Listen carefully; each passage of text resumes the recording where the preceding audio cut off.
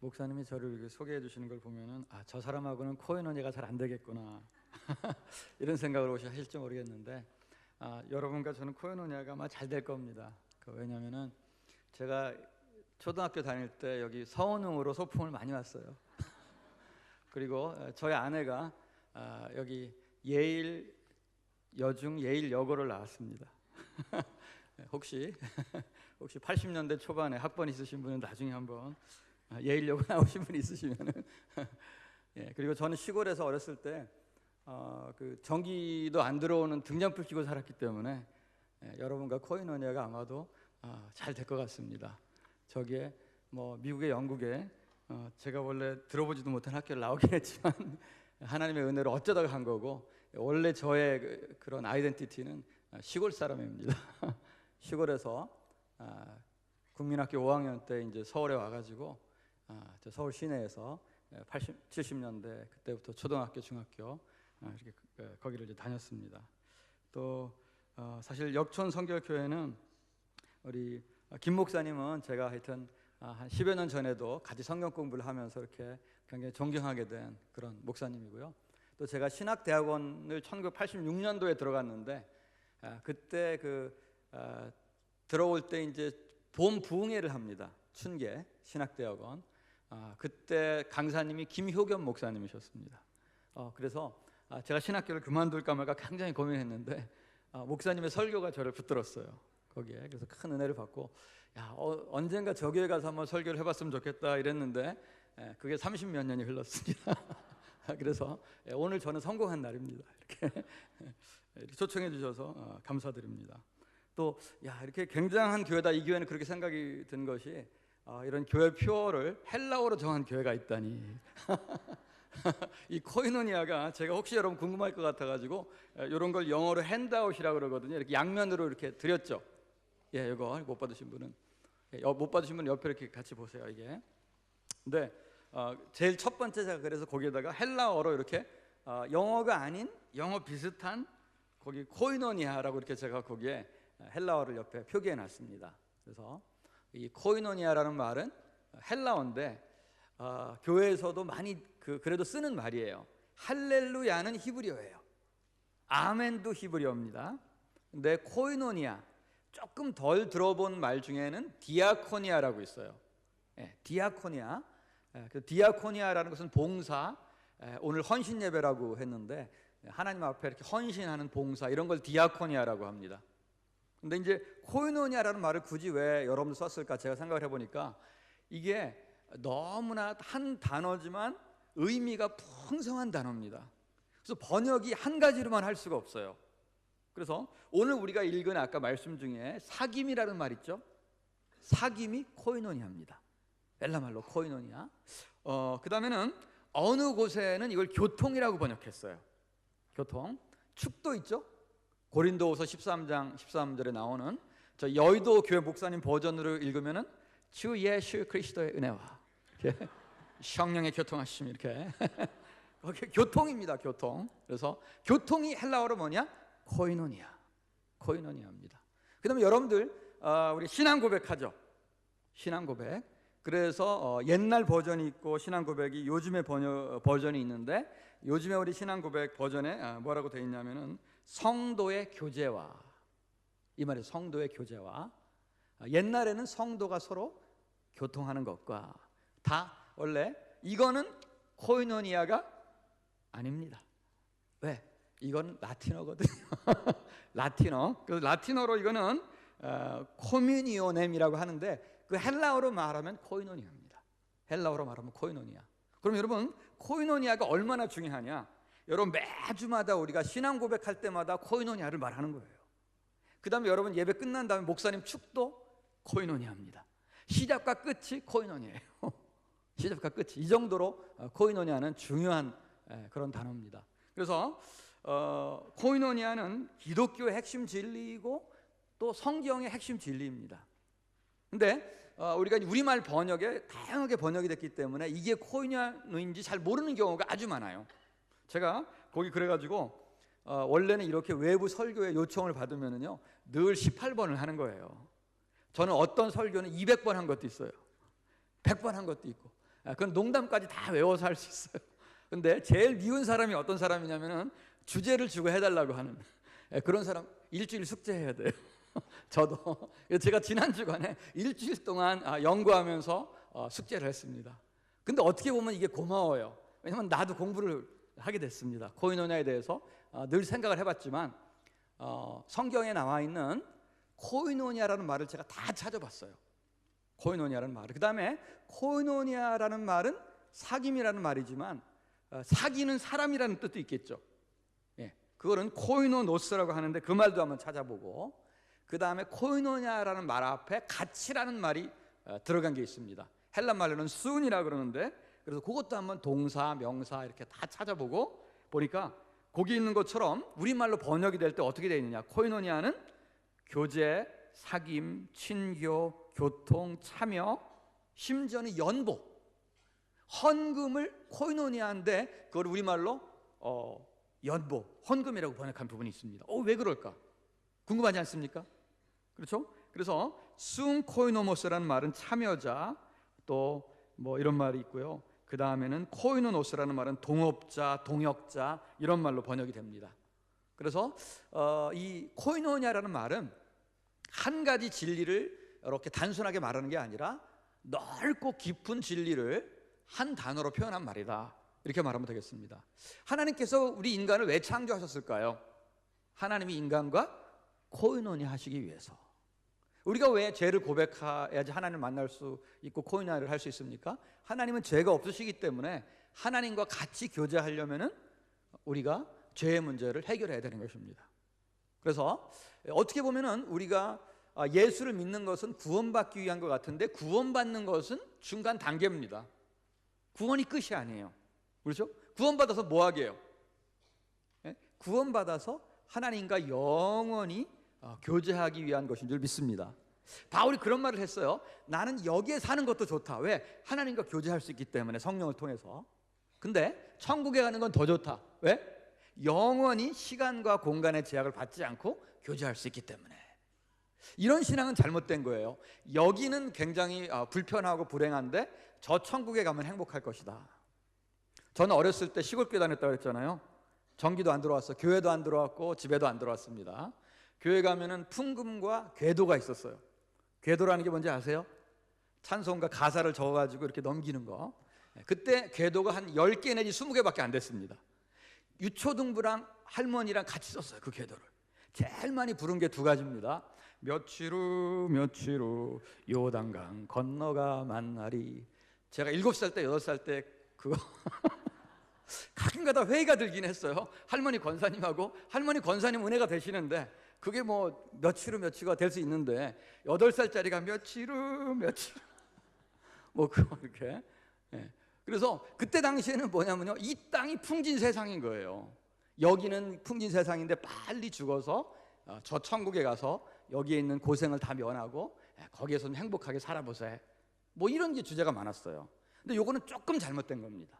왜냐하면 이 땅에서도 행복한데 저기 가면 얼마나 더 행복할까, 이렇게 생각을 해야지. 이 땅에서는 불행한데 저기 가면 행복하겠지, 그거 아니에요. 그거 아닙니다.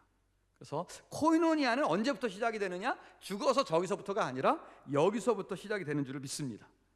저는 오늘 코이노니아를 여러 군데 나오는데 그걸 분류를 해가지고 4가지로 여러분에게 설명을 하려고 그래요. 근데 여러분 점심시간에는 오후 시간이기 때문에 주로 졸릴 수 있어요. 졸음을 방지하기 위해서 제가 여러분한테 퀴즈를 지금 여기 퀴즈가 다 있어요. 첫 번째 한번 제목을 읽어보겠습니다. 그 라틴어로 큰 제목, 코이노니아는 시작. 코이노니아는 교회다. 교회인데 그 2가지가 있어. 2가지 한자가. 그렇죠? 첫 번째는 가르칠 교자, 모을 해자. 두 번째는 사이 교자, 모을 해자. 이렇게 되어 있습니다. 여러분 둘 중에 하나 동그라미를 쳐보세요. 어떤 거겠습니까? 코이노니아는 2번째입니다. 2번째. 코이노니아라는 뜻이 뭐냐면, 코가 영어에 여러분 협동이란 말, 코퍼레이션 들어보셨습니까? 코라는 게 같은 거예요. 같이. 그래서 그런 코이노니아는 같이, 사이교자, 서로 같이 다른 사람과 이렇게 어떤 인격적인 관계를 맺는 게, 그런 게 코이노니아입니다. 그래서 교회가 사실은요 올해 표어를 여러분들이 코이노니아 하는 그런 교회로 정했다고 그렇게 말씀을 드리는데, 여러분 어떤 교회 다니고 싶으세요? 답은 따라 보세요. 코이노니아 하는 교회. 예, 제가 한 오래전에 어떤 책을 읽었는데, 어떤 집사님이 쓴 책이에요. 책 제목이 내가 다니고 싶은 교회입니다. 한번 들어보세요. 첫째, 목사님이 헌금 많이 해야 복 받는다는 것 강조 안 하는 교회. 두 번째, 목사님의 설교가 밑도 끝도 없이 원숭이 똥구멍은 빨개, 빨가면 사과 이렇게 안 하는 교회. 세 번째, 목사님이 교회 봉사하라는 부담 안 주는 교회. 네 번째, 교회 주차 공간이 넓어 주차 스트레스 안 받는 교회. 다섯 번째, 주일 예배 후에 점심을 공짜로 줘서 집에서 점심 차릴 걱정 안 하는 교회. 여자분이 쓴 것 같아요. 여섯 번째, 목사님 가정이 성도 가정보다 부유해서 목사님께 점심 얻어 먹어도 부담 안 되는 교회.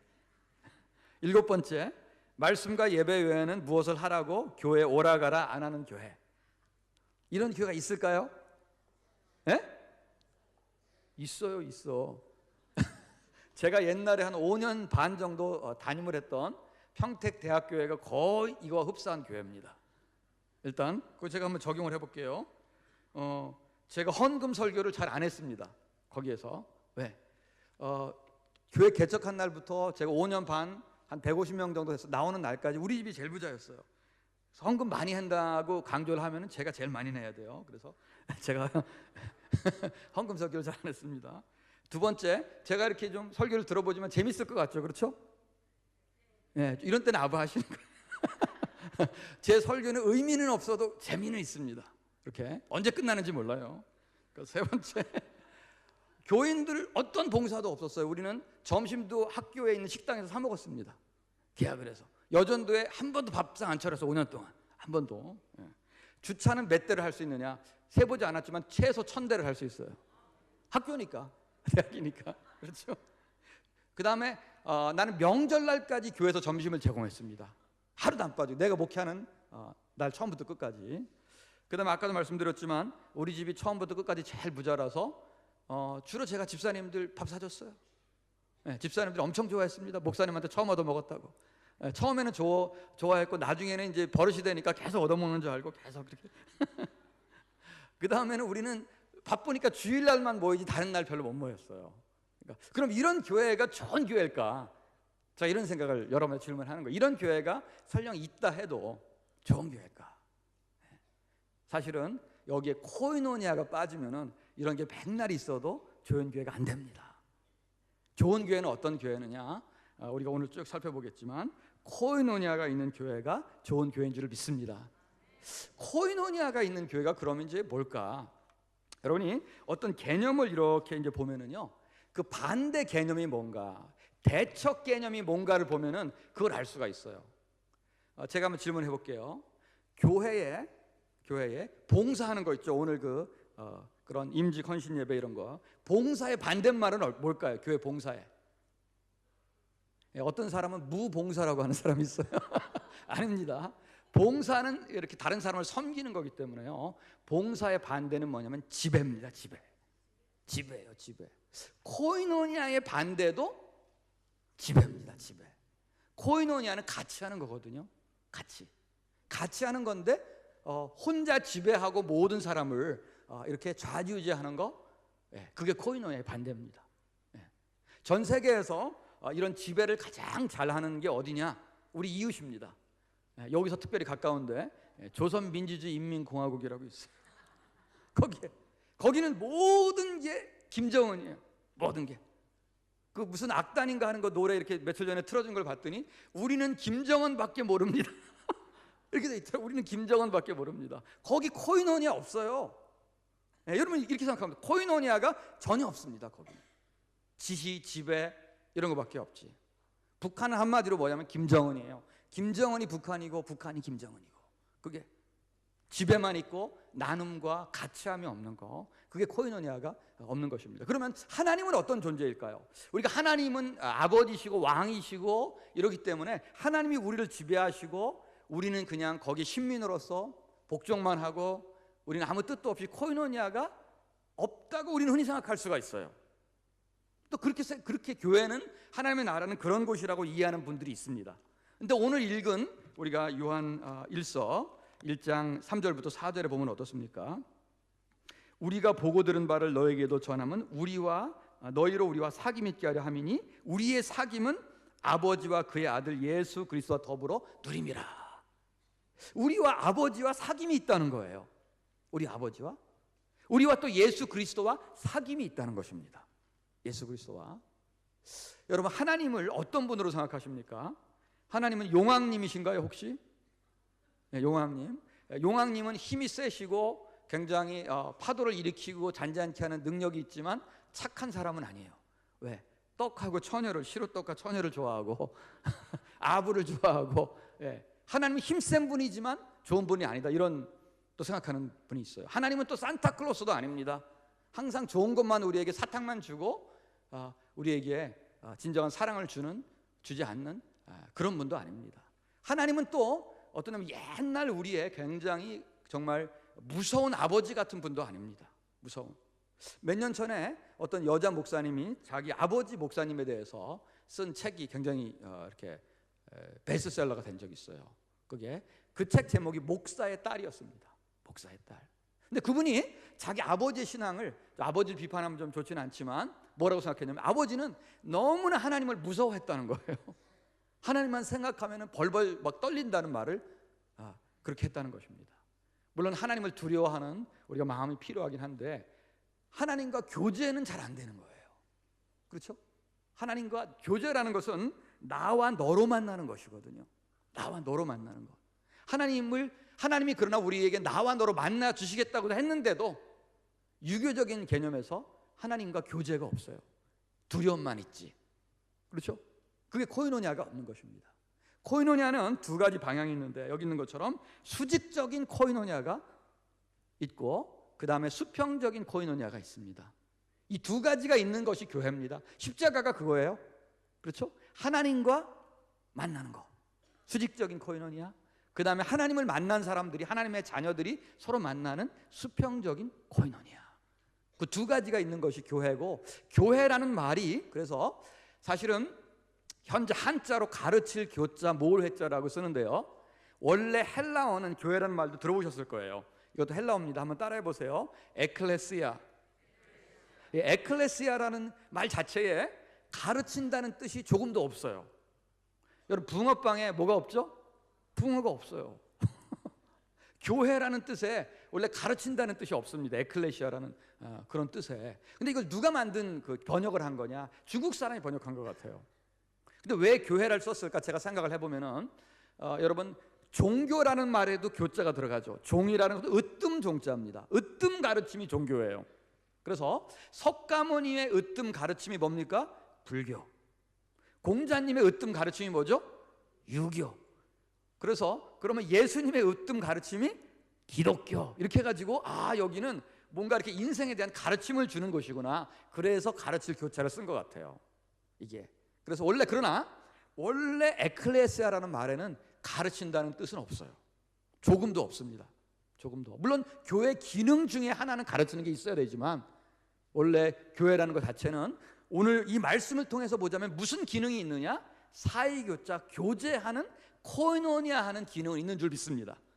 그래서 토레 신부님이란 분은 이왕 교자를 썼으니까 이거를 사이교자로 바꾸자. 이거를 교회를. 그런 말씀도 하신 적이 있어요. 물론 지금은 바꾸기 어려워요. 그러나 의미상으로 교회는 어떤 곳이냐? 배우고 가르치는 곳이 아닙니다. 그 기능이 있을 뿐이지. 교회가 만약에 가르치는 곳이라면 이퀄 뭐냐? 학교입니다. 학교. 교회가 학교라면 어떤 사람이 대우받는 거냐면 공부 잘하는 사람이 대우받는 거예요. 성경 공부 잘하는 사람. 교회에서. 성경 공부를 잘하려면 여러분 어떻게 해야 될까요? 성경 공부를 잘하려면 평상시 일반 공부를 잘하면 성경 공부를 잘하기가 쉬워요. 어차피 공부니까. 그렇죠? 어떤 인간들에게는 그 사람들은 인간이라고 해야 돼요. 사람이라고 하지 않고. 공부가 가장 쉬웠어요. 제일 미운 인간들이죠. 그렇죠? 공부가 가장 쉬웠어요. 뭐 이런 거. 그러니까 그러면 공부가 가장 쉬웠어요. 이런 사람은 매치 안 돼요. 사실은 하나님이 그런 사람은 많이 안 만들었어요. 많이 필요하지 않아요. 그런 사람들은. 그렇게. 근데 그런 사람들이 대우를 받아 교회 와가지고, 교회가 학교라면. 교회는 학교가 아닙니다. 또 교회는 공장도 아니에요.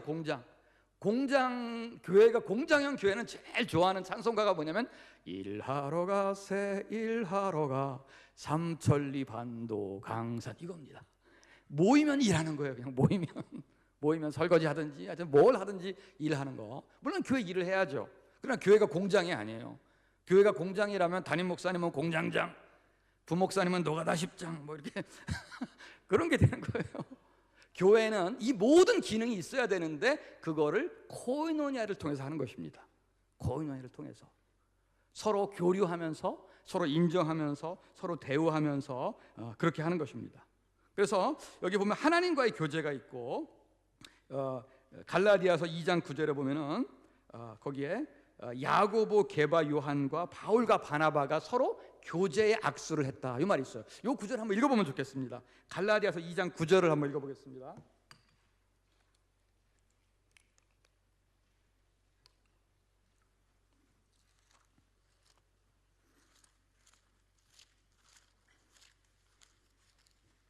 갈라디 2장 9절 다 같이 읽겠습니다. 시작. 또 기둥같이 여기는 야고보와 게바와 요한도 내게 주신 은혜를 알므로 나와 바나바에게 친교의 악수를 하였으니 우리는 이방인에게로 그들은 할례자에게로 가게 하려 함이라. 아멘. 여기 예수님의 제자 사도들 중에 두 그룹이 나와요. 하나는 야고보, 게바는 베드로죠. 야고보, 그 다음에 베드로, 요한. 예수님의 제자 중에서도 핵심 제자.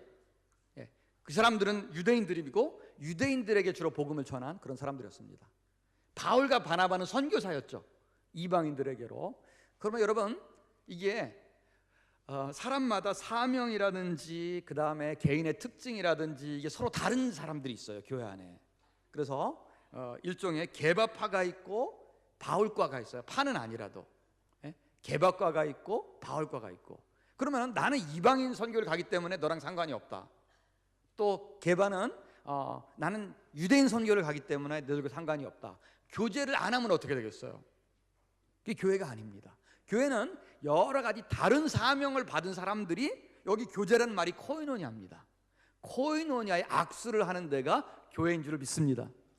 우리말에요 다르다라는 말이 있는데 한국 사람들이 다르다라는 말하고 틀리다라는 말하고 자꾸 그거를 혼용해서 쓰는 경우가 많아요. 다른 건 틀린 게 아닙니다. 다른 건 그야말로 다른 거예요. 틀린 거에 반대는 옳은 겁니다. 옳은 거. 다르지만 틀리지 않을 수 있어요. 얼마든지. 그렇죠? 이방인 선교하는 사람, 그 다음에 헬라인 아니라 유대인 선교하는 사람. 서로 사명이 다를 수 있습니다.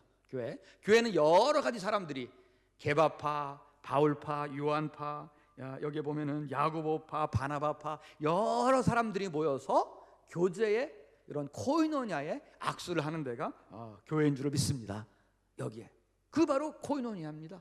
여러 다른 사람들이 예수를 그리스도로 믿는다는 것 그거 하나로 우리가 서로 교제를 할 수 있고 악수를 할 수 있는 그게 바로 교회입니다. 교회는 또 어떤 것이냐면 코이노니아의 다른 말, 코이노니아라는 말이 아니라도 다른 말이 굉장히 많이 있는데 이 구절 또 한번 찾아볼게요. 요한복음 17장 20절에서 23절까지 한번 보겠습니다. 요한복음 17장 20절 23절 한번 교독하겠습니다. 내가 비옵는 것은 이 사람들만 위함이 아니요 또 그들의 말로 말미암아 나를 믿는 사람들도 위함이니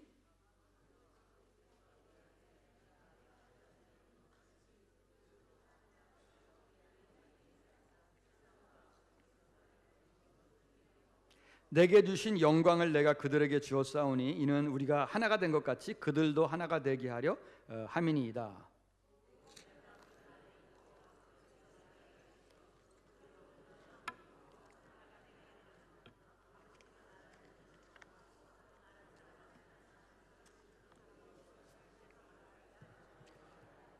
아멘. 여기 코이노니아라는 말은 안 나오지만 하나가 되게 하소서. 이 하나가 코이노니아라는 말과 사실 같은 개념입니다. 하나. 여기 하나가 되는 것은 몇 가지가 있는데요. 하나님과 내가 하나가 되는 게 있어요. 이게 뭐냐면 수직적 코이노니아죠. 그렇죠? 그 다음에는 우리 교회와 하나님과 하나가 되는 게 있습니다. 그게 또 하나는 첫 번째 예수를 믿은 사람들과 그 사람들의 전도를 통해서 믿은 첫 번째 크리스찬들과 2세대 크리스찬들이 하나가 되는 게 있어요. 이걸 수평적 코이노니아죠. 그렇죠? 예, 이 하나됨, 교회라는 것은 바로 코이노니아가 된다는 것은 하나가 되는 것입니다. 하나가 되는 것. 하나님과 우리와 다른 말로 하면 합일이 되는 거예요. 합일.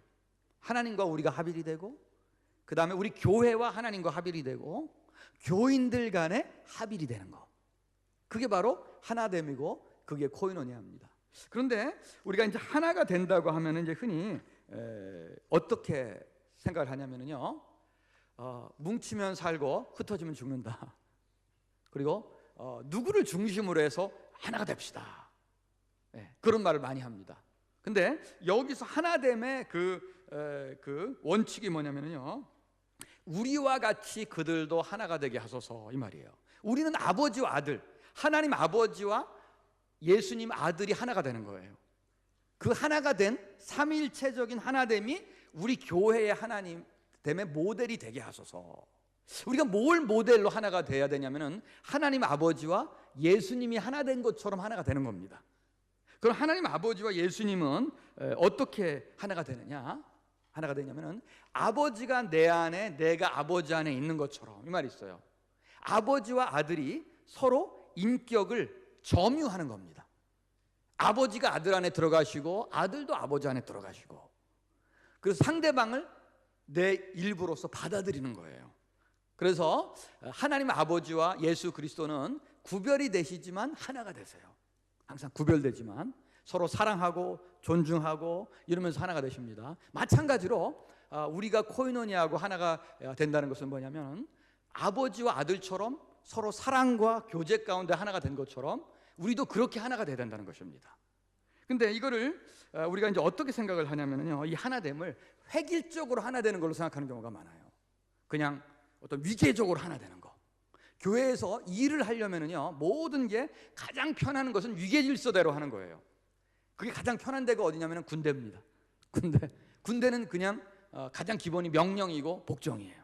거기에 계급별로 가장 쉬운 겁니다. 그러나 거기에는 코이노니아가 잘 없어요. 하나님 아버지와 예수 그리스도는 어떻게 하나가 되신 거냐면, 하나님께서 인류를 구원하시기 위한 계획을 세우십니다. 하나님의 사랑으로. 예수님이 그 하나님께 순종하셔서 그 계획을 은혜로 이루세요. 그리고 성령께서 그거를 우리에게 효과될 수 있도록 우리 마음속에 그걸 믿을 수 있는 그런 마음을 주시는 것입니다. 그러면서 하나가 되는 것입니다. 그래서 획일적인 그런 하나됨이 아닙니다. 우리는 어떻게 하나가 되어야 되느냐? 하나가 된다는 것은 그 뒤에도 좀 나오지만 참여하는 것입니다. 참여. 상대방이 고통을 당할 때 내가 같이 고통을 당하고요, 상대방이 기쁠 때 내가 같이 기쁨을 느끼는 것입니다. 그 수년 전에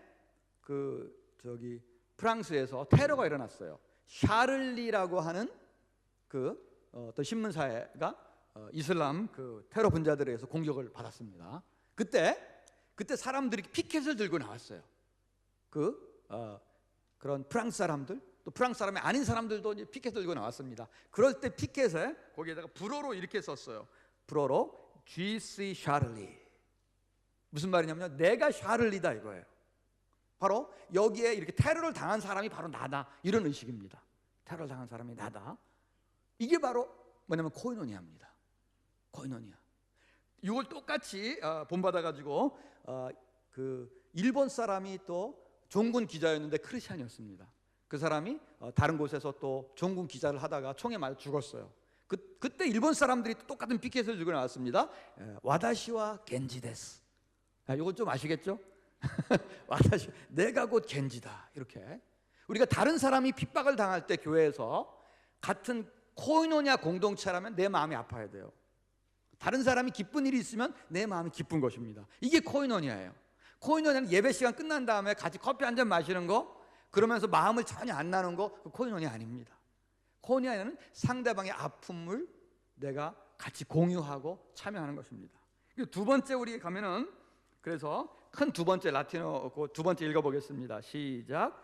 코이노니아는 참여함, 지배함이다. 동그라미를 쳐보세요. 어디에 있습니까?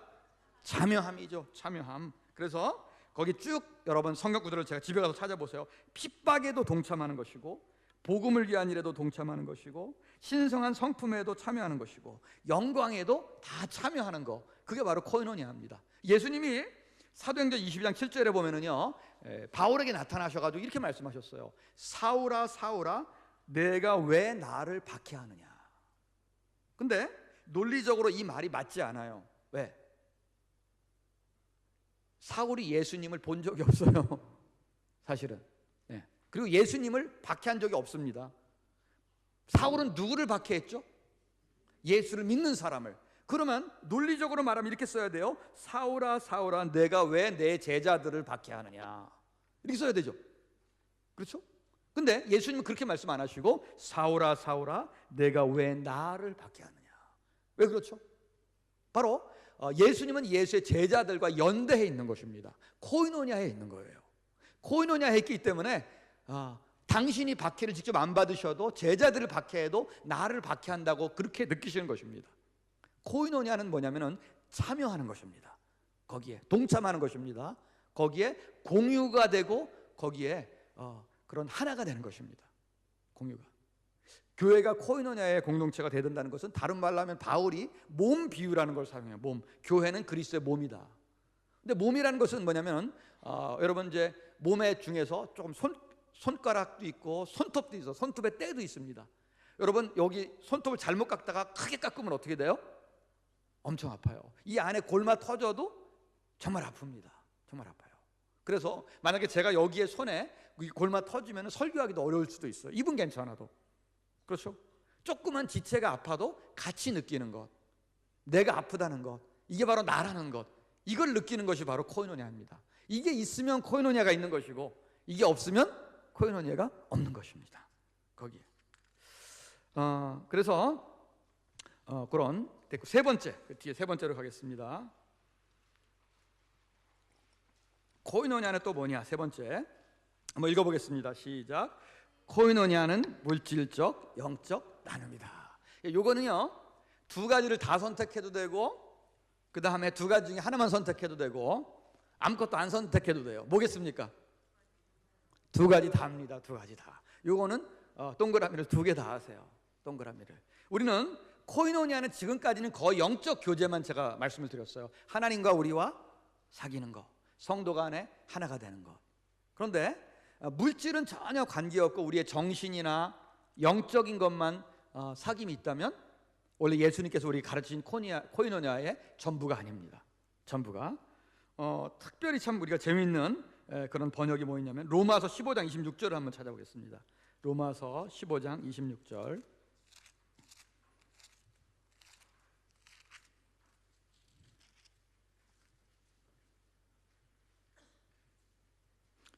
한번 보겠습니다. 시작. 이는 마게도냐와 아가야 사람들이 예루살렘 성도 중 가난한 자들을 위하여 기쁘게 얼마를 연보하였습니다. 연보라는 말은 요즘에는 잘 안 쓰는 말인데 헌금하였습니다. 근데 이 헬라어가 뭐냐면 코이노니아예요. 코이노니아. 제가 코이노니아를 넣어서 읽어보겠습니다. 이는 마게도니아와 아가야 사람들이 예루살렘 성도 중 가난한 자들을 위하여 기쁘게 얼마를 코이노니아 하였습니다. 진정으로 코이노니아 하고 있다면 영적인 것만 나누는 것이 아니고 물질을 나누는 것, 그게 있어야 코이노니아가 된다는 것입니다. 한번 우리 가족이나 자녀를 한번 생각해 보면 될 것 같아요.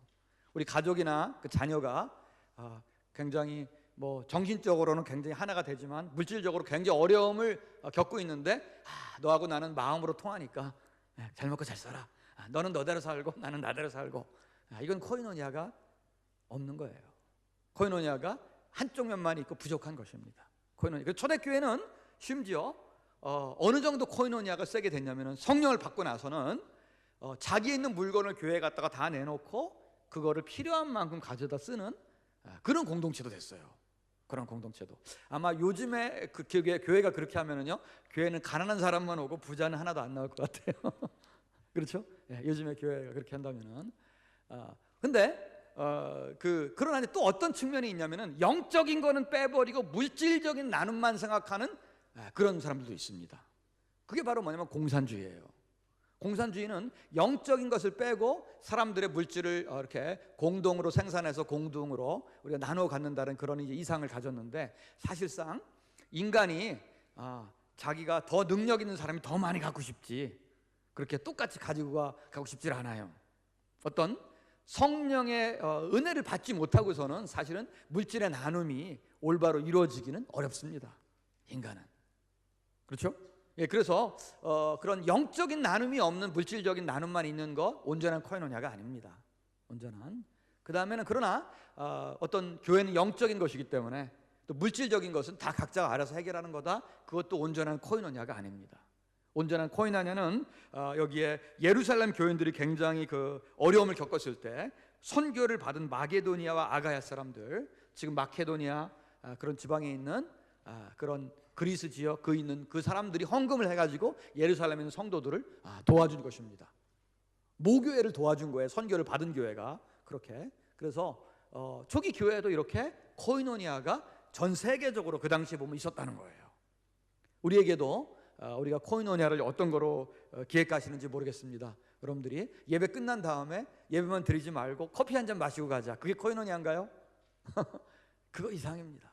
그거 미국 교회는 예배 드린 다음에 대부분 이렇게 그런 펠로우십 타임이라는 게 있어가지고 지하실 이런 데 가서 커피하고 스낵 같은 거 갖다 놓고 이렇게 조금 먹고 갑니다. 그거를 그런 펠로우십 타임이라 그래요. 코이노니아 시간, 코이노니아 시간. 근데 그걸 한다 그래서 온전한 코이노니아가 아닙니다. 코이노니아는 굉장히 더 깊은 거예요. 물질의 나눔까지 포함되는 것이 코이노니아입니다. 그래서 코이노니아가 단순한 사귐이 아니라 연보로 번역됐다는 거, 헌금으로 번역된다는 거, 놀랍지 않습니까?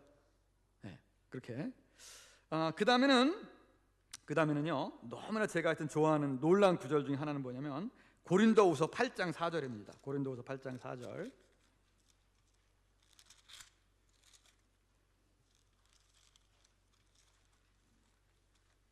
우리가 어떻게 코이노니아를 하고 봉사를 해야 될까?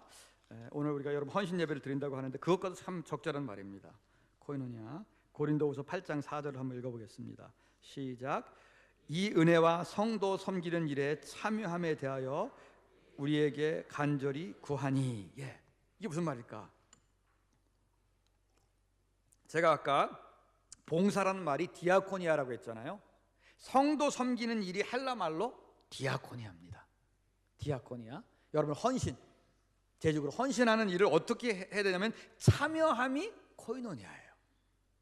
네, 여기 코이노니아라는 말과 디아코니아라는 말이 같이 나옵니다. 봉사를 어떻게 해야 되느냐?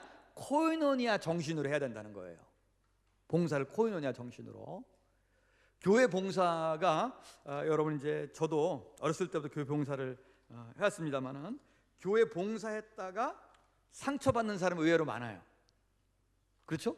나는 열심히 봉사했는데 안 알아줘요.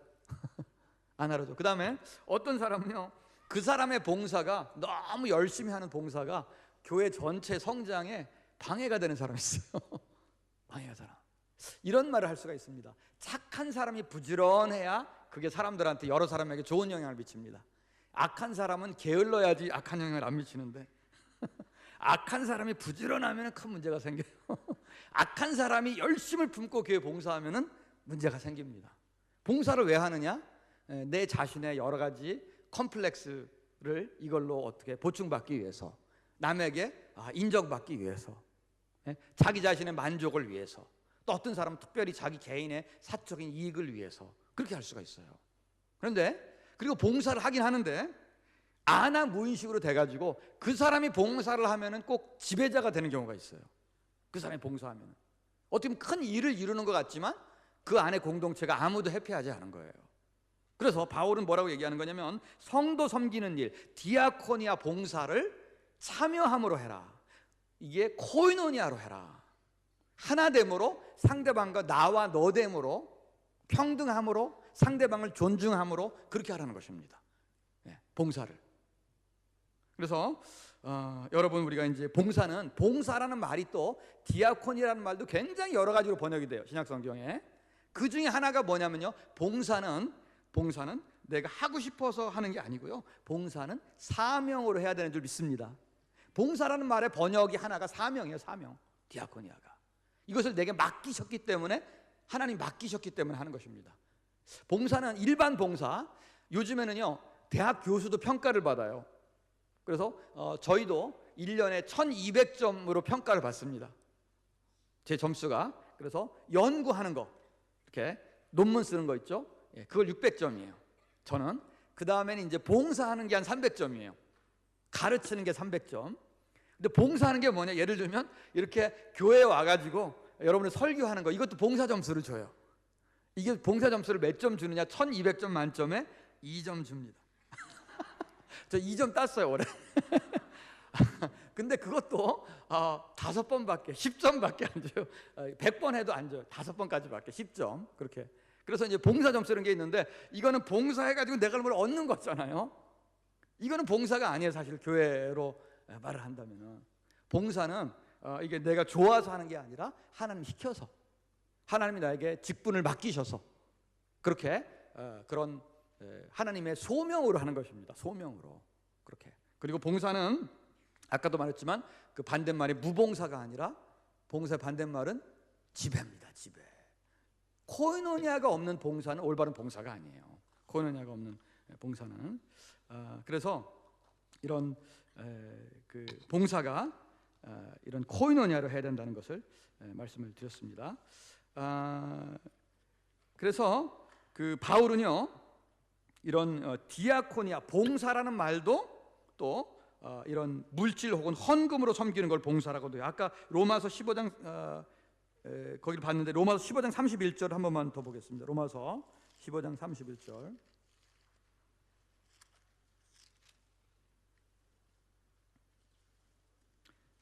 시작. 나로 유대인에게 순종하지 아니하는 자들로부터 건짐을 받게 하고, 또 예루살렘에 대하여 내가 섬기는 일을 성도들이 받을 만하게 하고. 여기 내가 섬기는 일이 바로 디아코니아입니다. 그 앞에 보면 내가 섬기는 일이 바로 연보입니다. 연보, 헌금입니다. 그렇죠? 그래서 섬기는 일에도, 디아코니아에도 뭐가 또 포함되어 있냐면은 물질로 섬기는 게 거기에 포함되어 있는 것입니다. 그래서 다시 정리하자면 코이노니아는 영적인 물질적인 섬김을 다 포함하는 거다. 영적인 물질적인. 그 다음에 디아코니아도 마찬가지입니다. 디아코니아도 영적인 물질적인 그런 섬김이 다 포함된 게 디아코니아다. 마지막으로 4번 읽어보겠습니다. 시작.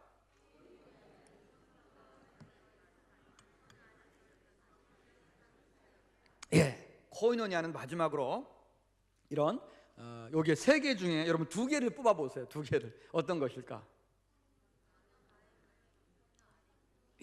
하여튼 그러면 성경 구절 한번 읽어보겠습니다. 여기는 2구절인데요. 아까 축도 매주 듣는 것이지만 성경을 찾아서 한번 읽어보겠습니다. 고린도후서 13장 13절. 여러분 이때 한번 축도 해보는 거예요. 그렇죠? 성경 말씀 읽는 거니까. 한번 읽어보겠습니다. 시작. 주 예수 그리스도의 은혜와 하나님의 사랑과 성령의 교통하심이 너희 무리와 함께 있을지어다. 이 성령의 교통하심이 우리와 성령과 코이노니 한다는 것인지, 아니면 성령이 우리와 하나님과 우리와 신자 간에 코이노니아를 하게 하신다는 것인지, 여기 조금 논란이 돼요. 제가 볼 때는 보세요. 앞에 말과 이제 연결이 돼야 되는데, 하나님의 사랑은 뭐냐면은 하나님이 우리를 사랑하시는다는 것이고 우리를 사랑하는 사역을 하신다는 거예요. 그렇죠? 주 예수 그리스도의 은혜도 뭐냐면 예수 그리스도가 우리에게 은혜를 주는 사역을 한다는 거예요. 그렇죠? 그렇다면 여기에 있는 코이노냐도 마찬가지입니다. 성령이 우리와 하나님과 교제케 하고 성도와 성도 간에 교제케 하는 일을 하신다는 거예요. 그 답은 뭐냐면 여기 요 말씀에 따르자면은 성령의 사귐이고요, 또 성령 안에서 우리가 사귐입니다. 우리 흔히 말하는 성령과의 사귐은 아니에요. 여기는 두 번째 빌립보서 2장 1절을 보겠습니다. 빌립보서 2장 1절. 시작. 그러므로 그리스도 안에 있는 무슨 권면이나 사랑의 무슨 위로나 성령의 무슨 교제나 긍휼이나 자비가 있거든. 성령의 무슨 교제, 성령의 교제. 요거는 조금 성령과의 교제 같기도 해요. 그렇죠? 이거는 긍휼이나 위로나 성령의 무슨 교제, 성령 안에서의 교제라는 말도 이거는 되고 아마도 성령과의 교제도 이건 되지 않을까 그렇게 생각합니다. 어쨌든 성령께서 하시는 중요한 일이 바로 뭐냐면 코이노니아입니다. 코이노니아. 여러분 이제 저는 개인적으로 무슨 성령 사역을 좀 하는 사람입니다. 아까 제가 목사님께 책을 드렸더니 좀 깜짝 놀라시는데 제가 책을 몇 권 썼느냐 놀라지 마세요. 대략 30권 정도 썼습니다. 30권 정도. 근데 뭐 대부분 설교집입니다. 한 10권. 그래서 뭐 실한 책들은 별로 없는데 제 책의 특징은 뭐냐? 한번 따라해 보세요. 베스트 증정. 그 뭔지 아세요? 안 팔려서 그냥 나눠서 30권 중에 29권이 베스트 증정이에요. 안 팔려. 썼다면 안 팔립니다. 근데 한 권 딱 베스트셀러는 아니지만 스테디셀러가 하나 있는데 그게 바로 뭐냐면은 방언은 고귀한 하늘의 언어. 그건 10,000권 정도 팔렸습니다. 지금까지 10년 정도 됐는데 10,000권 정도. 여러분 별로 안 놀라시죠? 10,000권 팔기 어려워요, 신앙서. 그렇게 여러분 10,000권 정도 팔았더니 어느 정도 연락이 오느냐? 내가 방언 세미나를 200번 했습니다. 책 10,000권 팔고 200교회 가서 10년 동안 그 설교를 했다는 거예요. 그 정도로 처음에 막 이게 1,000권, 2,000권 팔리니까 갑자기 막 전화가 오기 시작해서 교회에서 이렇게 오후 예배나 뭐 철 예배 특강 해달라고 이렇게. 요새는 전화가 안 옵니다. 10년 돼가도 약발이 떨어졌어. 그런데 어쨌든 성령의 사역 중에서 저는 어렸을 때부터 방언 기도를 했어요. 매일 방언 기도하고 저는 열심히 특심해가지고 고등학교 때도 매주 거의 철야 예배를 갔습니다. 심야 예배가 아니라 철야 예배 11시에 가가지고 새벽 4시까지 하는 거. 그래서 제가 공부를 못하게 됐어요. 매주 금요일날 철야하느라고. 대학생 때는 물론 거의 한 주도 안 빼고 매주 철야기도 했습니다. 너무너무 행복하고 즐거웠어요. 방언 기도하고 깊은 기도하고 모든 문제가 있어도 걱정이 안 됐어요. 모든 문제. 왜? 기도할 수 있는데 왜 걱정하십니까? 그래서 성령은 어떤 분이냐? 제가 성령은 헬스 트레이너와 같아요. 우리를 이렇게 영적으로 강하게 해주셔가지고 영적인 근육이 생기게 해서 이렇게 능력 있는 사역을 감당하게 해요. 그런 사역. 또 하나는 성령은 성경 교사입니다. 여러분 성경을 잘 깨닫게 하시는 분이 누구냐? 성령님이십니다. 성령을 이해하는 것은 우리의 지성으로 할 수가 있지만 깨닫고 순종하고 받아들이게 하시는 것은 성령인 줄을 믿습니다. 성령 교사로부터 성경을 배워야 돼요. 그 다음에 성령의 능력을 체험해서 우리가 영적인 능력을 받아서 기도하고 우리가 하면 능력이 나타나는 그런 게 돼야 됩니다. 요거는 거의 알아요. 우리가 교인들이 성령의 열매 맺는 사역, 성령의 은사 사역 다 압니다. 근데 성령의 중요한 사역이 바로 뭐냐면요, 코이노니아 사역입니다. 코이노니아 사역. 코이노니아 사역이 뭡니까? 하나 되게 하는 사역. 그리스도인들끼리 서로 교제하게 하는 사역. 유대인을 위한 사역자와 그 다음에 이방인을 위한 사역자가 서로 교제의 악수를 나누게 하는 사역. 누굽니까? 성령이 하시는 것입니다. 제가 지금 한국교회에서 가장 안타까운 것은 뭐냐면 진리로 사람을 쳐가지고 죽이는 게 너무 많다는 거예요. 크리스찬 간에. 우리는 크리스찬이 잘못할 수 있어요. 또 불의할 수 있습니다. 그렇다 그래도 우리가 교제의 악수를 끊으면 안 돼요. 여러분 자식이 감옥에 갔다 그래서 감옥에 가면 내 자식이 아닙니까? 더 내 자식이지 더 내 자식이에요. 그렇죠? 그러니까 우리가 그리스도인이라면은 항상 코이노니아가 있어야 돼요. 다른 사람 비판하더라도 다름이 틀림이 아닙니다. 내 신앙관, 나는 비록 방언을 못하더라도, 나는 비록 철야기도를 못하더라도 철야기도하고 방언기도하는 사람과 교제 약수를 끊으면 안 돼요.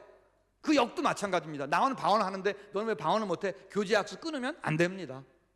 교제 약수는 누구끼리 하는 거냐면 예수님의 제자, 하나님의 백성, 하나님의 자녀면 누구나 이 교제 약수를 우리가 끊으면 안 됩니다. 장로교인도 우리의 형제인 줄을 믿습니다. 감리교인도 형제예요. 순복음교인도 형제고, 침례교인도 형제고, 나사렛 교인도 형제고, 예수를 그리스도로 고백하는 모든 전 세계 사람들은 우리의 형제이고 성령께서 그 사람들과 코이노니아게 하시는 거예요. 요즘에는 제가 또 성령 운동을 하니까 아마 여러분 여기 저를 초청하신 우리 부목사님이 저한테 옛날에 배우셨다 그래요. 옛날에 한 15년 전인지. 그래서 요즘에 인터넷을 찾아봤으면 저를 안 불렀을지도 몰라요. 제가 방언하고 이러니까 니 잘났다 뭐 이렇게 니 맨날 방언이라 해먹어라 별말이 다 많아. 인터넷에 가면은 성령 운동하는 사람들을 안 하는 사람들이 비난하고 비판하고 정죄하고 이런 것들이 너무나 많아요. 우리가 동의 안 할 수 있어요, 어떤 문제에 대해서. 그러나 상대방을 정죄하게 하는 거 그 성령 사역이 아닙니다. 교회 안에 지금 우리나라 뭐 세습이니 여러 가지 말이 많은데 물론 굉장히 안타까운 일이 많아요. 그러나 어떤 경우에도 예수를 그리스도로 고백하는 사람과 코이노냐를 끊으면 안 돼요. 그 사람의 잘못을 지적해주고 너는 회개해야 된다 이렇게 말은 할지라도 코이노냐, 내가 심판자가 되면 안 됩니다. 심판자는 하나님이시고 우리는 누구와도 교제 약속을 해야 돼요. 교제 약속을. 이게 성령의 역사입니다. 이게 너무 부족해요, 우리의. 그게 바로 성령의 사역이고 성령의 중요한 그런 역사입니다. 성령께서는 우리 크리스찬들을 서로 교제하게 하시고 하나님과 그런 교제하게 하는 그런 분이신 줄을 믿습니다. 그래서 이런 코이노냐의 네 가지 사역, 제가 나가는 말에 그 이제 질문을 썼는데 질문 한번 같이 1번부터 읽어보겠습니다. 시작. 성도 간의 관계가 상호성의 바탕을 두고 있는가? 이런 코이노냐가 있는가? 두 번째, 하나님과 올바른 사귐을 하고 있는가? 세 번째, 코이노니아가 디아코니아로 나타나 있는 것인가? 성도의 섬김, 물질적인 봉사로 나타나고 있는가? 네 번째 시작. 우리는 지금 하나님의 일에 참여하고 있는가? 아니면 사탄의 일에 참여하고 있는가? 그 코이노니아입니다. 다섯 번째, 우리는 지금 성령 안에서 교제하고 있는가? 이런 코이노니아가 풍성한 코이노니아를 회복해야지 초대교회를 회복하는 것입니다. 지금 교회가 학교가 됐고 공장이 됐고 교회가 회사가 됐고, 그런데 우리 교회가 다시 코이노니아 하는 그런 교회로 회복되기를 주님의 이름으로 축원합니다.